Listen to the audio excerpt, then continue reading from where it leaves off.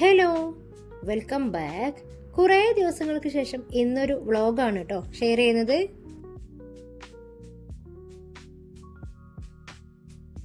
ഷോപ്പിങ്ങും പാക്കിങ്ങും കുക്കിങ്ങും ഒക്കെ ആയിട്ടുള്ളൊരു വീഡിയോ ആണ് ഇന്ന് ഷെയർ ചെയ്യുന്നത്. അപ്പോൾ വീഡിയോ മുഴുവനായിട്ട് കാണണേ. വെക്കേഷന് നമ്മൾ ദുബായിൽ പോകുന്നതിന് മുന്നായിട്ടുള്ള കുറേ പ്രിപ്പറേഷനും കാര്യങ്ങളൊക്കെയാണ് കേട്ടോ ഈ ഒരു വീഡിയോയിൽ ഇൻക്ലൂഡ് ചെയ്തിട്ടുള്ളത്. ഷോപ്പിംഗ് ഒക്കെ നേരത്തെ തന്നെ തുടങ്ങിയിരുന്നു. നമ്മൾ അത്യാവശ്യം കൊണ്ടുപോകാനുള്ള സാധനങ്ങളൊക്കെ നേരത്തെ തന്നെ ലിസ്റ്റ് ചെയ്ത് ഓരോന്നായിട്ട് വാങ്ങി വെച്ചിട്ടുണ്ടായിരുന്നു. ഇത് ഞങ്ങൾ കോഴിക്കോട് ലുലുവിൽ വന്ന സമയത്ത് ഒരു ട്രോളി നോക്കുകയാണ്. ഒരുപാട് ഷോപ്പിൽ നോക്കിയിട്ടുണ്ടായിരുന്നു. അവസാനം ഇവിടെ നിന്നാണ് നമ്മൾ ട്രോളി വാങ്ങിയത്.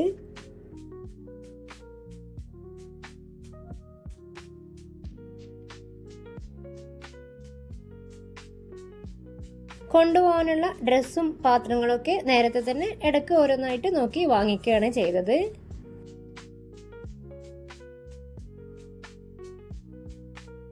പോരുന്ന സമയത്ത് നോമ്പും പിന്നെ അവസാന സമയത്തൊന്നും ഹറിബറി ആവണ്ടെന്ന് വിചാരിച്ചിട്ടാട്ടോ നേരത്തെ തന്നെ ഒരുവിധം പർച്ചേസിംഗ് ഒക്കെ തീർത്തത്.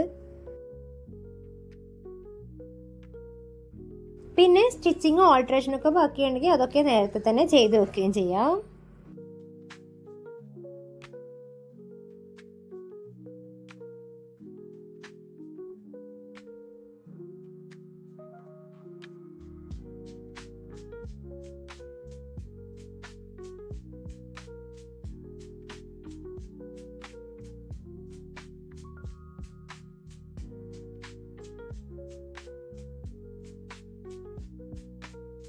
പോകുന്നതിന് മുന്നേ തന്നെ മോൾക്ക് സ്കൂളിൽ അഡ്മിഷൻ എടുത്തിരുന്നു.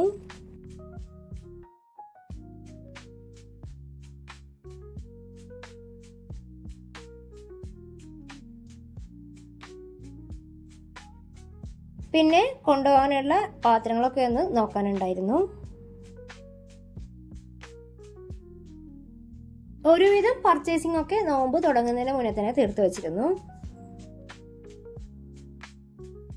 അവസാനം വാങ്ങാനുള്ള 1-2 സാധനങ്ങൾ പിന്നെ നോമ്പ് ലാസ്റ്റൊക്കെ ആയിട്ടാണ് കേട്ടോ എടുത്തത്.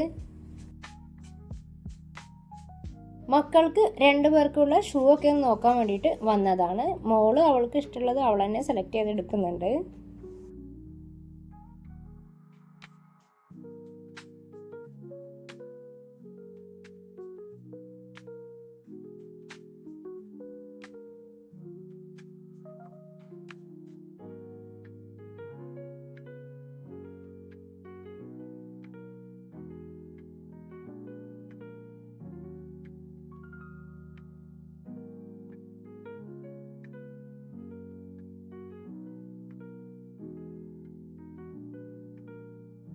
ഷോപ്പിംഗ് ഒക്കെ ഏകദേശം കഴിഞ്ഞിട്ടുണ്ട്. ഇനി പാക്കിങ്ങിലേക്കാണ്.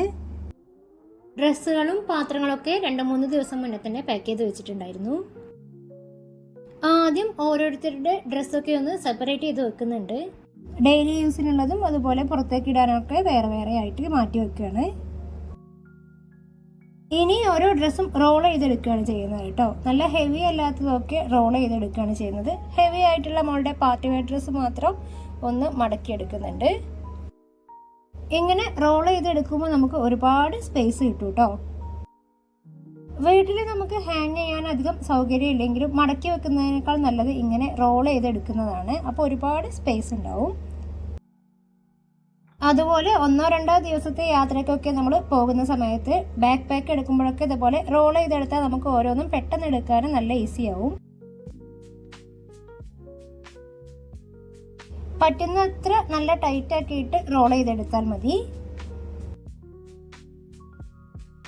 ഞാനിപ്പോൾ ബാഗിലൊക്കെ അത്യാവശ്യം സ്പേസ് ഉള്ളതുകൊണ്ട് നല്ല ടൈറ്റ് ആക്കിയിട്ടൊന്നും റോൾ ചെയ്തെടുക്കുന്നില്ല. ഞായറാഴ്ച പുലർച്ചെയാണ് ഞങ്ങൾ ദുബായിൽ എത്തുന്നത്.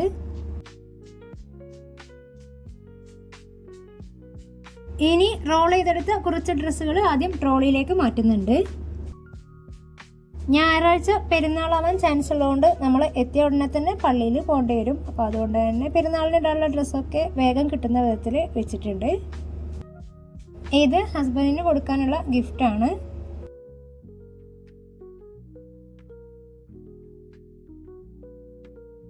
മൂന്നാളുടെയും പെരുന്നാൾ ഡ്രസ്സ് പെട്ടെന്ന് എടുക്കാൻ വിധത്തിൽ ട്രോളിയിലാണ് വെച്ചിട്ടുള്ളത്. ബാക്കിയൊക്കെ ബാക്ക് പാക്കിലും ലഗേജിലൊക്കെയാണ്.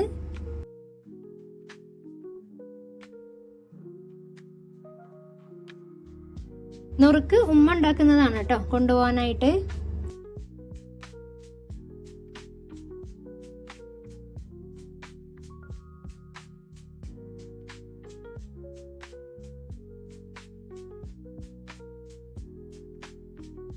നുറുക്ക് നന്നായിട്ട് ചൂടാറിയിട്ട് വേണം ഇനി പാക്ക് ചെയ്യാനായിട്ട്. ഇത് വെളുത്തുള്ളി അച്ചാർ ഉണ്ടാക്കുകയാണ്. ഇതിന്റെ റെസിപ്പി കാണിക്കാം. ആദ്യം ഓയിൽ ചൂടായതിനു ശേഷം ഇതിലേക്ക് ഉലുവയും കടുകും ഇട്ട് കൊടുക്കാം. കടുക് നന്നായിട്ട് പൊട്ടിയതിനു ശേഷം ഇഞ്ചി വെളുത്തുള്ളി പേസ്റ്റ് ചേർത്ത് നന്നായിട്ടൊന്ന് മൂപ്പിച്ചെടുക്കണം. നല്ല ബ്രൗൺ നിറത്തിലാവണം. ഇനി ഇതിലേക്ക് കഴുകി വൃത്തിയാക്കിയ വെളുത്തുള്ളി ഇട്ട് കൊടുക്കുന്നുണ്ട്. വെളുത്തുള്ളി കുറച്ച് സമയമെടുത്ത് നന്നായിട്ടൊന്ന് വഴറ്റിയെടുക്കണം. അച്ചാറിലേക്ക് ആവശ്യത്തിനുള്ള ഉപ്പ് ചേർത്ത് കൊടുക്കാം.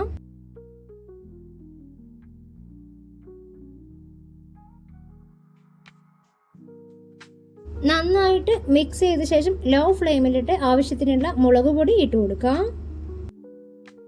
മുളക് പൊടി നന്നായിട്ടൊന്ന് മൂപ്പിച്ചെടുക്കണം.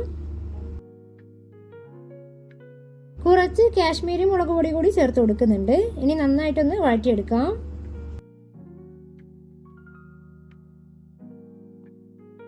ഇനി ഇതിലേക്ക് വെളുത്തുള്ളിയുടെ മുകളിൽ വരെ വരുന്ന രീതിയിൽ സുർക്ക ഒഴിച്ച് നന്നായിട്ടൊന്ന് തിളപ്പിച്ചെടുക്കണം. സുർക്ക നന്നായിട്ട് തിളച്ച ശേഷം ഫ്ലെയിം ഓഫ് ചെയ്ത് ചൂടാറാൻ വെക്കാം. ഇതിലേക്ക് നമ്മൾ അച്ചാർ പൊടിയൊന്നും ചേർക്കുന്നില്ല. നന്നായി തിളച്ച് വാട്ടർ കണ്ടന്റ് ഒക്കെ പോയതിനു ശേഷം മാത്രം വേണം ഫ്ലെയിം ഓഫ് ചെയ്യാൻ. ചൂടാറി കുപ്പിയിലേക്ക് മാറ്റിയ ശേഷം മുകളിൽ കുറച്ച് ഉലുവ വറുത്ത് പൊടിച്ചതും വറുത്ത കടുകും കറിവേപ്പിലയും കൂടി ഇട്ട് കൊടുക്കാം. ചുക്കപ്പം ഉണ്ടാക്കാനുള്ള മാവ് തയ്യാറാക്കി വെച്ചിട്ടുണ്ട്. പാക്കിങ്ങിന്റെ അവസാന സമയത്ത് നല്ല തിരക്കായതിനാൽ ആ സമയത്തൊന്നും വീഡിയോ എടുക്കാൻ പറ്റിയിട്ടില്ല കേട്ടോ. കൊണ്ടുപോകാനുള്ള ബീഫൊക്കെ റെഡി ആയിട്ടുണ്ട്. കേടാവാതിരിക്കാനായിട്ട് സവാള ചേർക്കാതെയാണ് കേട്ടോ ഈ ഒരു ബീഫ് തയ്യാറാക്കിയിട്ടുള്ളത്. ഇനി മസാലപ്പൊടികളൊക്കെ ഒന്ന് പാക്ക് ചെയ്തെടുക്കാനുണ്ട്.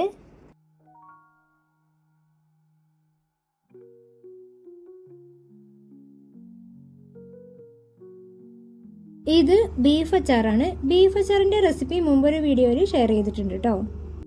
അപ്പോൾ ഇത്രയൊക്കെയാണ് ഇന്നത്തെ വീഡിയോയിലെ വിശേഷങ്ങൾ. പുതിയൊരു വീഡിയോയുമായി വീണ്ടും കാണുന്നത് വരേക്കും ബൈ.